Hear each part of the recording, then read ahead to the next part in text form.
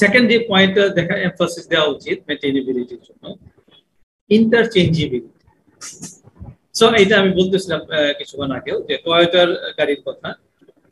Toyota গাড়িতে দেখা যায় একই পার্ট বিভিন্ন গাড়িতে কি বলে যে ইউজ করা যায়, ইন্টারচেঞ্জেবল, খুব সহজেই এক গাড়ির পার্ট অন্য গাড়িতে মোটামুটি সিমিলার মডেল হইলে দেখা যায় যে খুব সহজেই রিপ্লেস করা যায়, কারণ একটা গাড়িতে থাকে হচ্ছে millions of component, thousands of component থাকে। এখন সবসময় সব কম্পোনেন্ট যদি ইন্ডিভিজুয়াল মডেল অনুযায়ী অ্যাভেলেবল করতে হয় তাহলে এটা ম্যানুফ্যাকচারারদের জন্য একটা বিরাট চ্যালেঞ্জ। ঠিক আছে, ম্যানুফ্যাকচারারদের একে তো তৈরি করা, আবার কাস্টমার এন্ডে এই সার্ভিসটা প্রোভাইড করা খুবই ডিফিকাল্ট। এই জন্য ইন্টারচেঞ্জেবিলিটি যদি থাকে, say for example oil filter, engine filter replace করা, দেখা যাচ্ছে একই ধরনের ফিল্টার প্রায় 100 গাড়িতে ইউজ করা, ঠিক আছে। অথবা say for example injection, fuel injection system, একই ধরনের ইনজেক্টর বিভিন্ন গাড়িতে বিভিন্ন মডেলে ইউজ করা যায়। হয়তো বিভিন্ন জায়গায় বিভিন্ন ধরনের মোটর ইউজ করা হয়েছে, say for example fuel pump. So pump দেখা গেল যে একই পাম্প বিভিন্ন মডেলে ইউজ করা হচ্ছে, ঠিক আছে। সো এই যে ইন্টারচেঞ্জেবিলিটি, এটার জন্য যারা টয়োটা ওনার তাদেরকে কি বলে সাফার করতে হয় অনেক কম।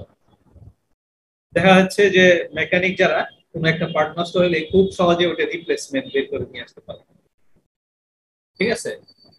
এবং এটা বিভিন্ন ওয়ার্কশপে অথবা ধুলাইখাল অথবা বিভিন্ন রিপেয়ার সেন্টারে এগুলো খুব সহজে অ্যাভেলেবল, এবং দামও থাকে হচ্ছে কি কম।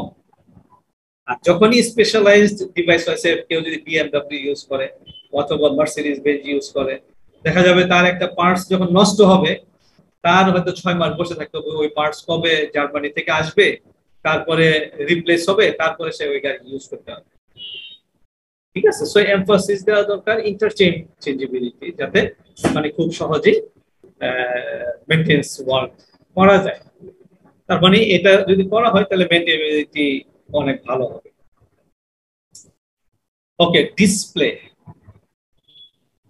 সো ডিসপ্লে তো আমরা জানি যে বিভিন্ন ধরনের ইনফরমেশন গুলো যদি প্রপারলি শো করা হয়, ডিসপ্লে ইউজ করে অনেক সময় বিভিন্ন ধরনের ইনফরমেশন গুলো আমরা জানতে পারি।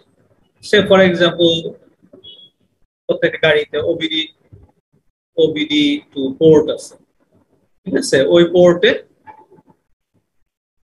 বিভিন্ন ধরনের ইনফরমেশন, গাড়ির বিভিন্ন ধরনের ট্রাবল শুটিং অথবা মেইনটেন্স রিলেটেড ইনফরমেশন গুলো অ্যাভেলেবল থাকে। এখন অনেক গাড়িতে এই ইনফরমেশন গুলো সরাসরি ডিসপ্লেতে কানেক্টেড থাকে, ঠিক আছে। সে ফর এক্সাম্পল টেস্লার কথা যদি আমরা বলি, আর রিসেন্ট যে গাড়িগুলো আসতেছে সেগুলো প্রত্যেকটা গাড়ির সাথেই কি একটা ইনফোটেইনমেন্ট অথবা ডিসপ্লে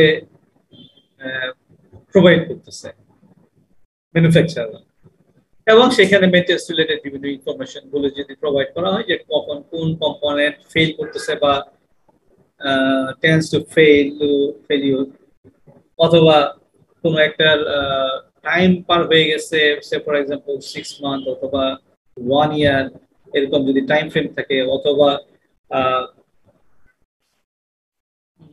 নাম্বার অফ কিলোমিটার হইতে পারে যে কত কিলোমিটার ইউজ করা হলো।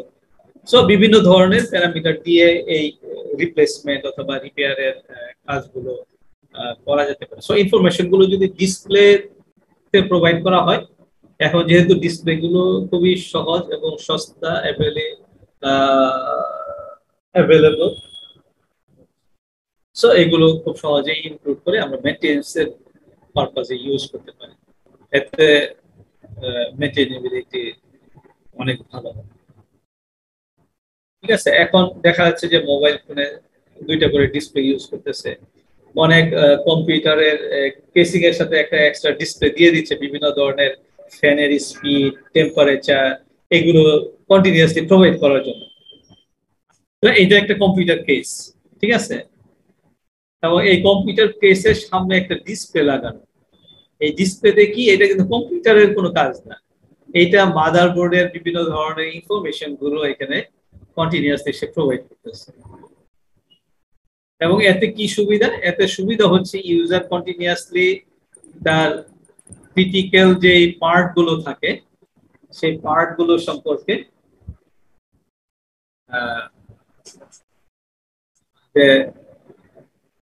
কোন পার্টটা ফেল করতে পারে, অথবা টেম্পারেচার এক্সেসিভ কিনা, বা কোনো কিছু আউট অফ রেঞ্জ কিনা, ক্রিটিক্যাল কিছু আছে কিনা, সেই ইনফরমেশন গুলো খুব সহজেই এখান থেকে পাওয়া যাবে।